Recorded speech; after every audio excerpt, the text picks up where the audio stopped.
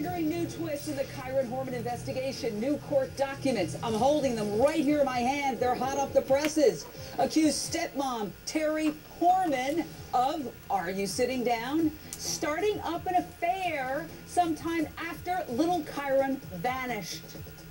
Unbelievable. Get this. Terry's estranged husband, Kane, claims she's been having a sexual relationship with one of his high school friends, a person he identifies as Michael Cook. Kane says Terry didn't meet Cook until after little Kyron's disappearance last month. Kane also claims that Terry planned to kidnap their 20-month-old daughter, Kiara. Well, these stunning, unbelievable new claims finally lead to an arrest. We also have dramatic new video of Terry's tense confrontation with an intrepid reporter. He demanded answers about Kyron's mysterious disappearance. But Terry was speechless and stone-faced. Watch her try to hide behind her attorney's assistant. Check this out. Do you know where Kyron is? Hey. Terry, do you know where Kyron is? Look, Desiree and your husband are saying that you know where Kyron is. Do you know? Can you tell the world something? Can you please tell the world something? That was weird. Terry says Kyron vanished sometime after she dropped him off at school June 4th.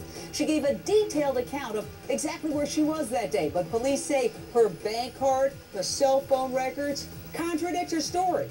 Although Terry is not officially a suspect, she has become the sole focus of this investigation. Kyron's dad and biological mom went public about their suspicions.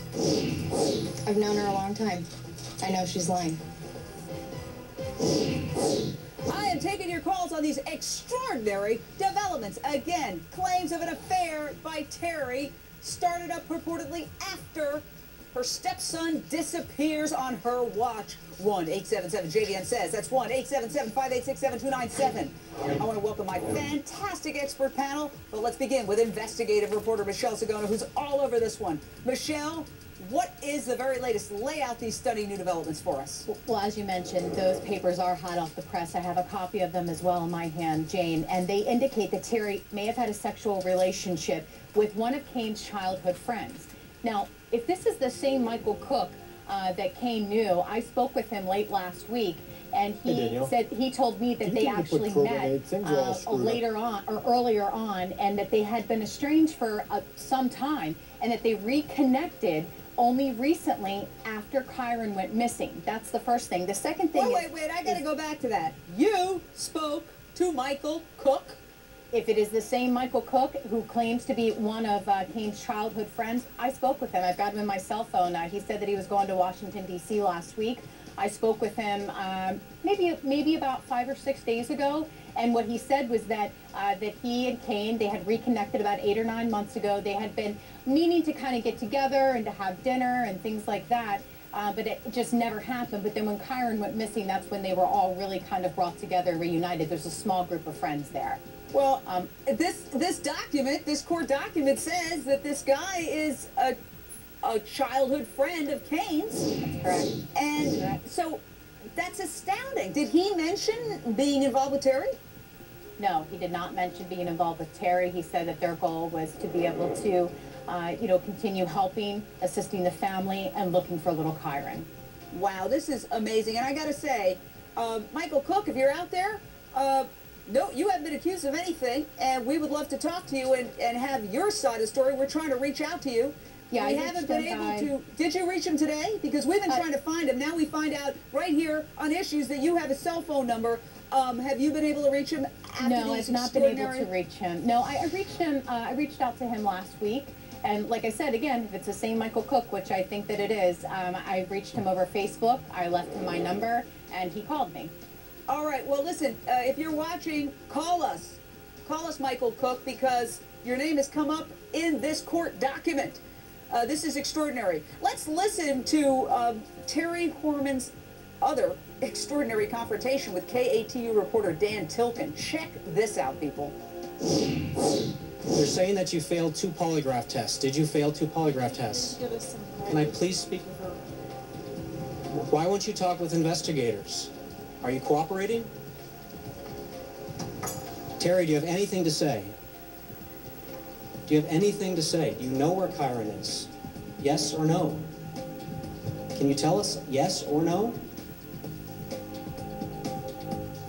Dr. Lipman, first of all, what do you make of her demeanor in light of these new extraordinary claims by her husband in a court document that she was having a sexual relationship that started after little Kyron disappeared, exchanging hundreds of text messages with this individual, some of them including graphic sexual activity?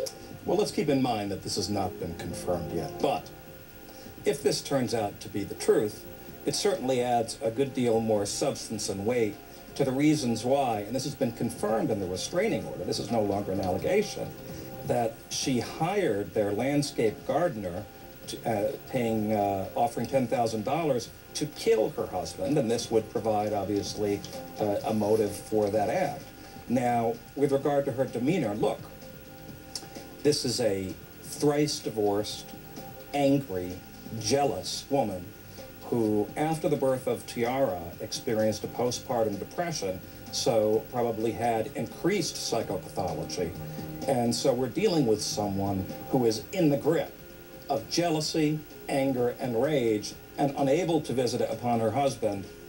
There is certainly the possibility, while yet to be confirmed, that this has been visited on this poor and vulnerable child. Mike Brooks, I got to ask you about this. Hold on a second. Mike, I got to ask you about this. Yeah.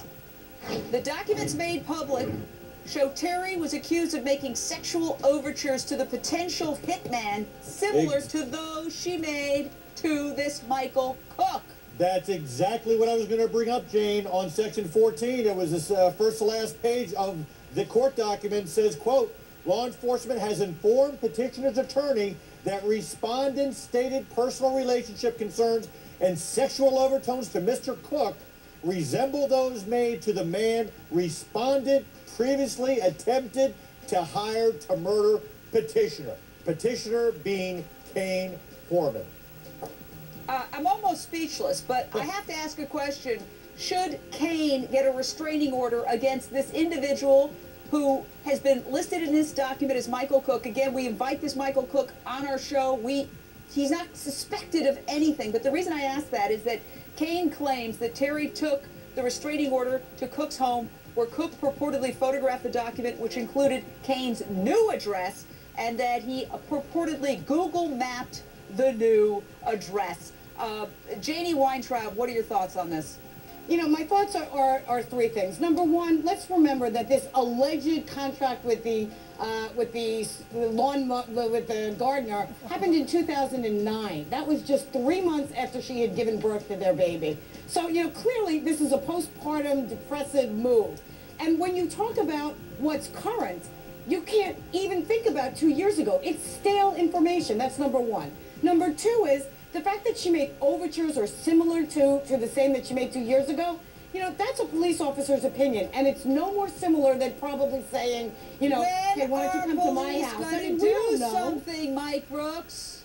I tell you, it's an attorney's opinion. That's who wrote up this document, Jane. It's not the police officer. This is all part of the investigation that's ongoing. But if she's so concerned about where Kyron is, why is she out hitting on friends of Kane's? That doesn't mean that she had anything to do with it. But I'm just saying, why? Hang on, we're going to She's lonely, she's done, she's abandoned. Lonely. Go look for your stepson. Maybe she has. Oh, please. Mike Brooks, you know very well when you take a polygraph, you know how it goes. There's one issue. She walked out She walked out on one, she's had two. We don't know what the questions were that were being asked, and you can only ask one issue. It probably related to knowledge, not activity. Well, wait a minute. Let's back this thing up. First of all, we cannot link her postpartum depression directly to any of her actions, including the hitman, who, by the way, was included in the restraining order because the authorities said that this was a credible claim after interviewing the landscape gardener. All right. So this is no longer regarded as something speculative. Right. Got to bring out my gavel at this point because we got to go to break. Hang in. We're just getting started. This is a mind blower. More of this breaking news and the desperate search for adorable little Kyron. claims by Kyron's dad that the stepmother who was watching the boy when the child disappeared is having an affair.